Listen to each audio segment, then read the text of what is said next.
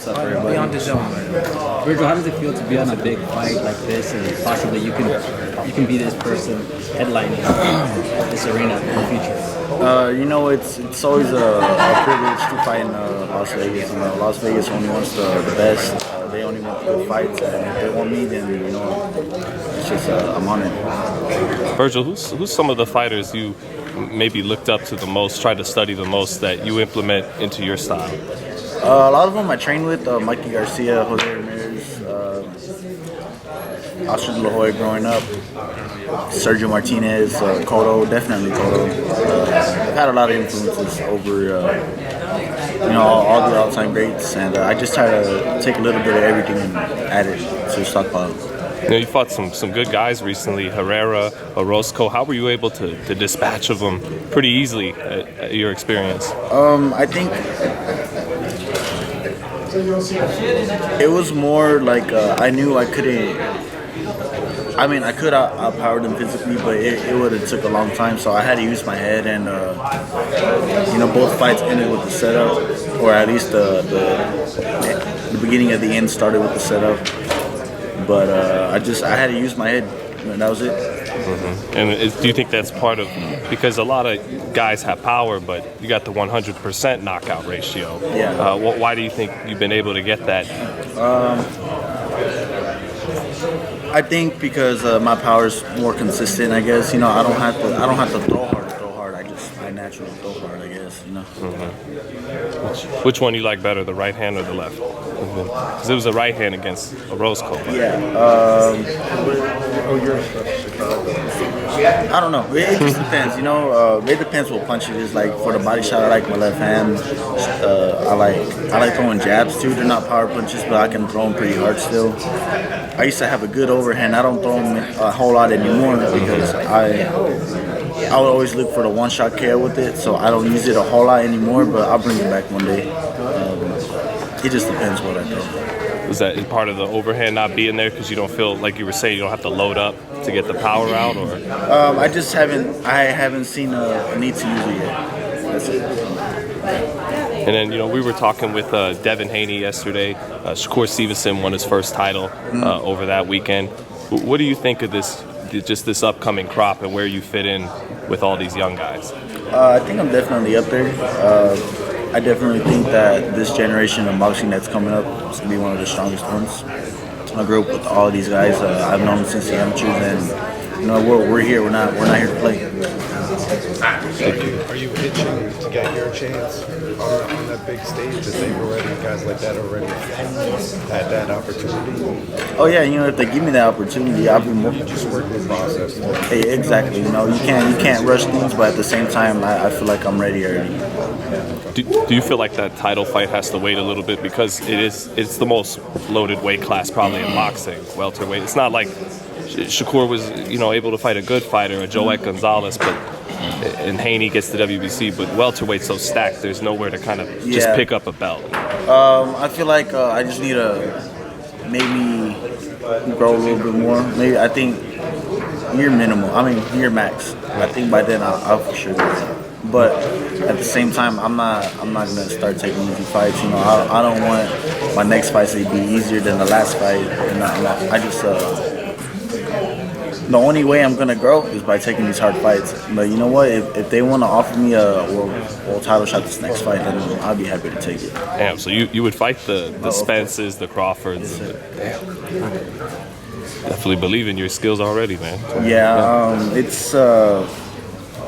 For me, it's not that I feel like I need to grow, because I think I can take these fights right now. But like, if I want to be 100%, like confidence-wise, then I have to grow a little bit. But I never go into a fight 100% confidence-wise anyway, so I don't need that anyways. I mean, it's impressive because them guys even had to wait till their mid to late 20s to fight for a title. Yeah, most of these guys. Yeah. Vergil, how does it feel that Pita and Robert Garcia, your trainer, wanting you to fight Danny Garcia?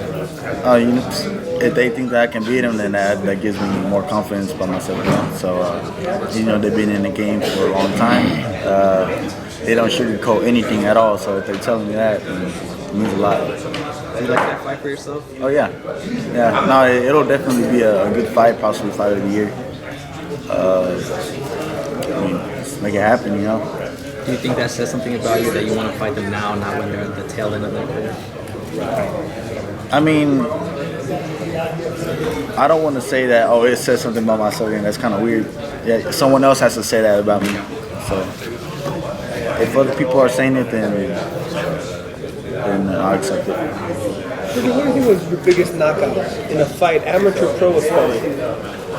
So you like biggest knockout, like a knockout that has meaning, or it just looked devastating? No, it has meaning to you. Has meaning to. Yeah, it was probably Mauricio Herrera. Why?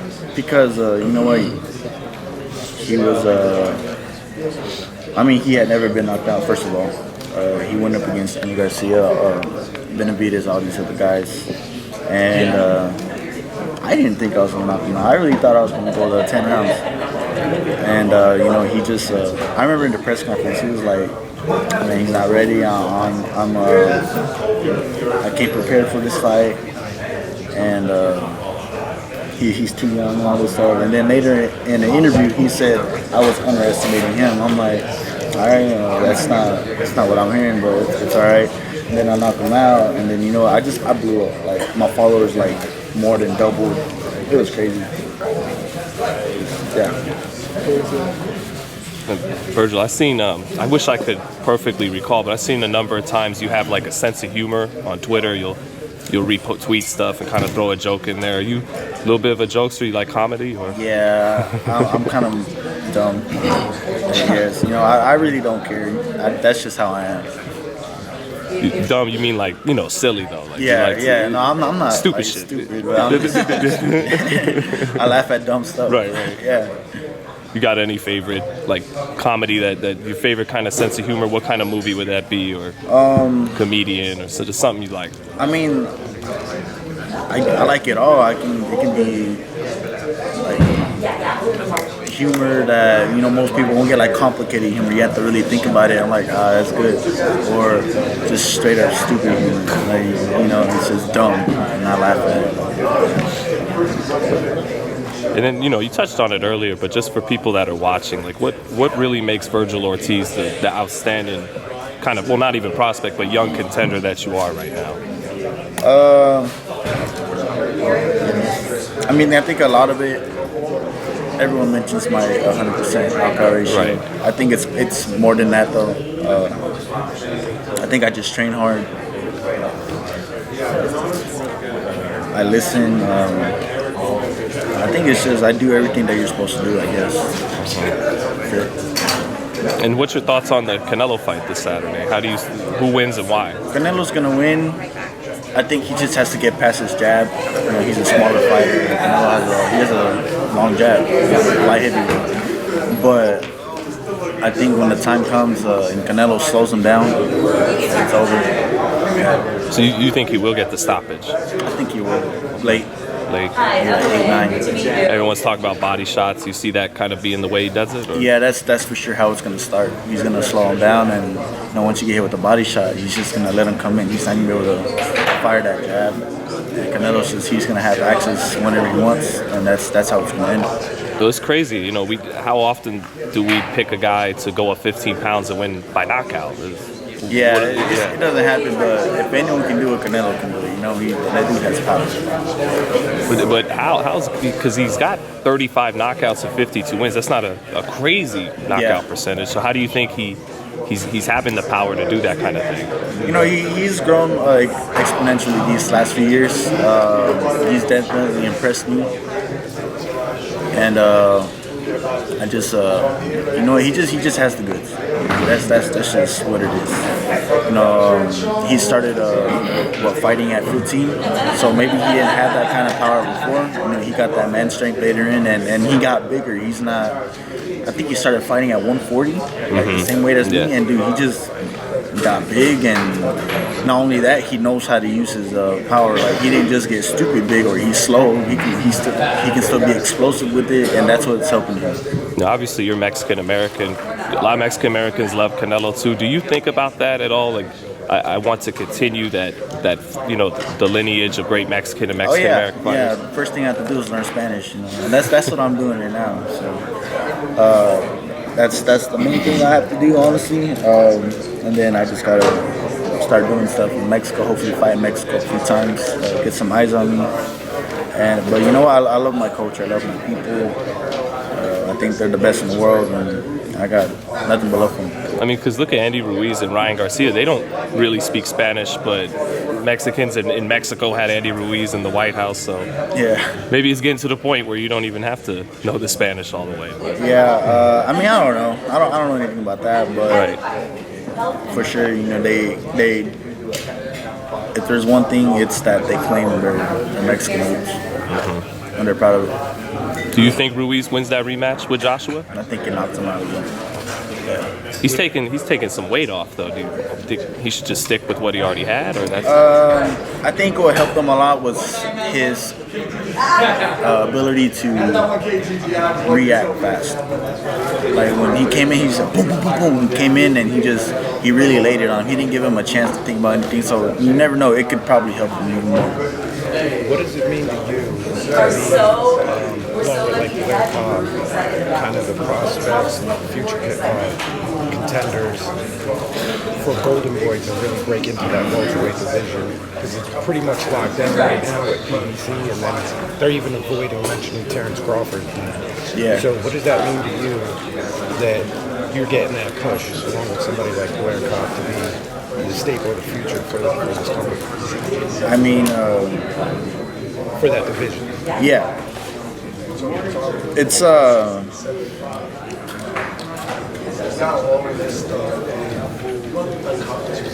I just want to say, I don't think. No, I'm not gonna say it. Anyways, you know, it means a lot. And it means a lot because I mean the welterweight division is locked down. If they're really trying to push me towards you know, getting the title, because it's gonna be kind of hard, you know, with PBC and all that.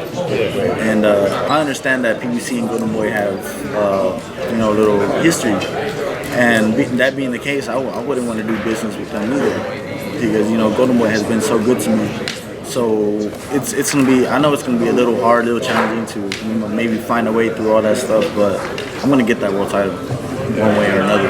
Because a lot of those guys across the outside of things are so loyal to the man at top. Yeah. Of that structure, and they have a tendency to just be okay with keeping things internal and kind of turning their blinds eye to everybody else.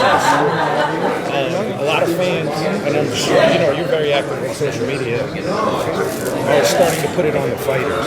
Say, well, if the companies aren't going to, and everybody's going to say, oh, it's the other side of the street. When are the fighters going to stand up and demand that their bosses kind of push them? They are the fighters to make those fights happen at the right time. Yeah. Are you okay with just the process and the way things are working out with the company as far as your career is concerned, or are you I mean, also very vocal? It's definitely I'm both ways. You know, if I feel the need to let my voice be heard, then I definitely will. I don't stay quiet. Even though I am quiet, you know, about like calling people out, it's because I don't feel the need to. If I need to, then I'm gonna start talking. Like I haven't felt the need to start talking yet. But trust me, when the time comes, I'm gonna. How far away do you think you are from those kind of opportunities and heading into 2020? How do you see your career unfolding that year, in the coming year? I feel like I could fight. I'm ready for a world title by next year for sure. For sure. I'm waiting for that call and the opportunity. I feel like 2020 is gonna be a great year. You know, it's just nothing much I can do but just keep training harder, keep going the way I'm going. Yeah, is Blair Cobb's like one of the potential fights that you see in the future for you? Maybe next year or something? I think you guys are in the same division. I don't know how many fights that dude has. I mean, he's definitely a good fighter.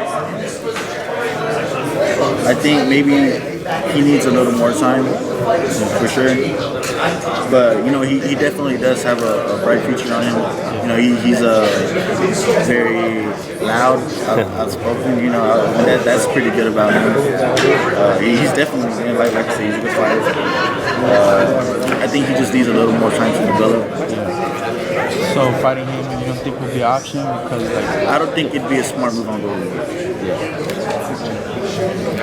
there's not that many fighters for you to fight with I guess the name behind them. Yeah. Do you plan on keep you fighting that kind of level like Antonio Roscoe and Oh, of course. Yeah. that's the level you want to stay on? Yeah, I don't want to sound rude or anything, but I'd rather keep fighting contenders. I don't want to fight the prospects. Yeah. It's just that for me. That's a step down, and if I'm ready up here, well, I'm not going to go down. You know, I'm already going to hear it from people. I already hear from people now, like, who's he fought? I'm like, dude, I just fought this guy and this guy. Like, if I fight a prospect, I'm going to hear it even more. And it's not that I care, but at the same time, like,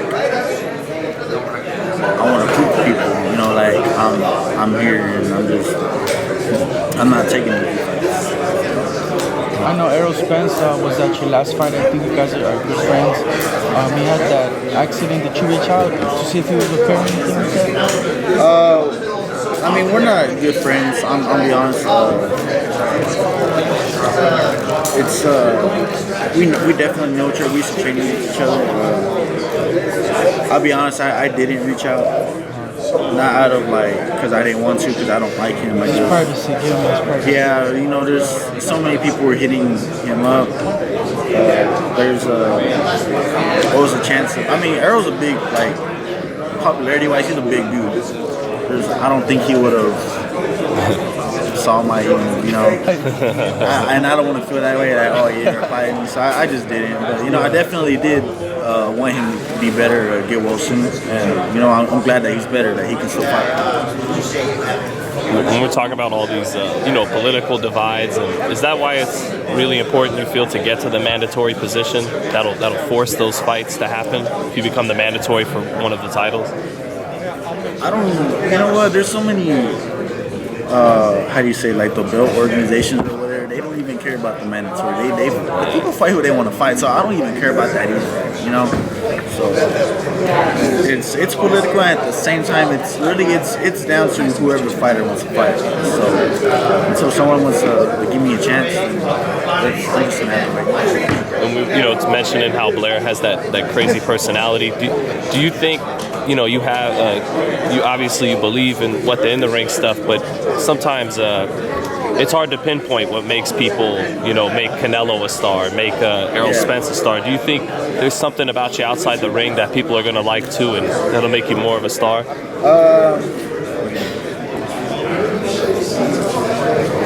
Probably right. I don't think I have it right now because I'm not good at talking to people when they come up to me. You know, I'm awkward. I mean, you're doing pretty good right now, man. I mean, yeah, this is my job, so I'm kind of used to it. You know, but I just gotta work on that. You know, I probably need to get out more or something. I